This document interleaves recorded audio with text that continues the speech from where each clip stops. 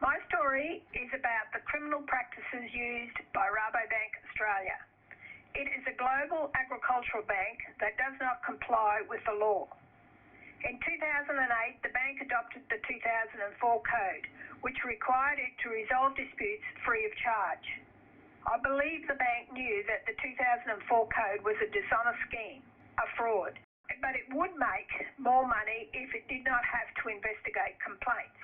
In February 2009, my family purchased my late mother's property. Peter Stevens, Rabobank's manager, provided the funds. In 2011, our livestock sales were $748,000. 2 years into the drought and the livestock export ban, our sales were only $325,000. The following year, a mere $12,000. Julia Gillard's government claimed farmers in difficulty could request a Cura concessional loan. But when we applied, Rabo did not support our application. In 2014, the bank directed us to farm debt mediation.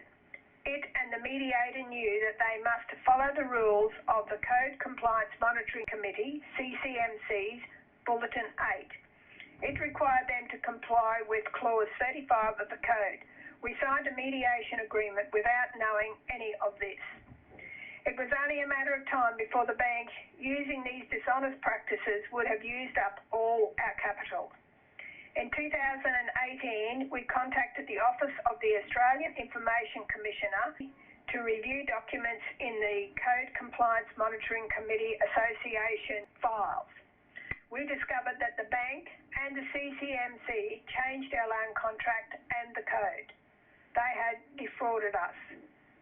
I understood we could report this to ASIC and the police. In 2021 and later, I provided this information to the members of Parliament, senators, ASIC, APRA, ACCC, State Police Commissioners and the Federal Police.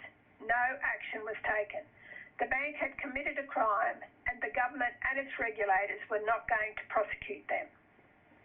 In June 2021, Morrison's cabinet and 52 senators knew that the bank had committed a crime which under Section 316 of the Crimes Act 1900 has a 2 to 3 year jail term. They did read my reports with photographs of police throwing my son to the ground, handcuffing him and locking us up in separate paddy wagons. This is an example of police acting for the criminals when instructed by the politicians and banks.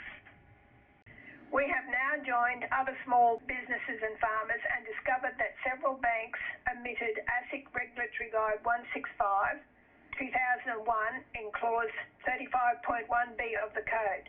Like us, other customers also signed a statutory declaration stating bank directors and ASIC committed or compounded crimes.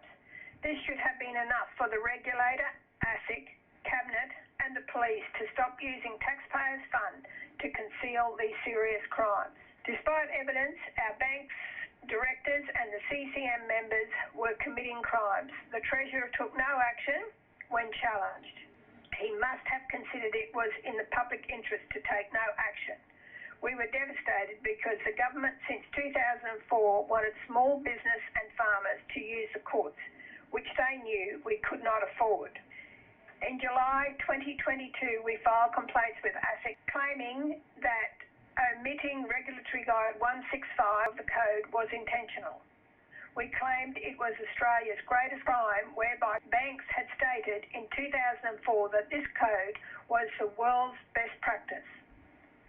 My financial loss report identifies predatory lending and dishonest practices, which cost us $12 million. The bank knew this 6 months ago, but they did not follow the rule in Clause 35 of the Code and cannot now defend the above practices. It is disappointing Labor has not prosecuted any bank director for committing crimes, nor replaced senators and their staff who conceal them.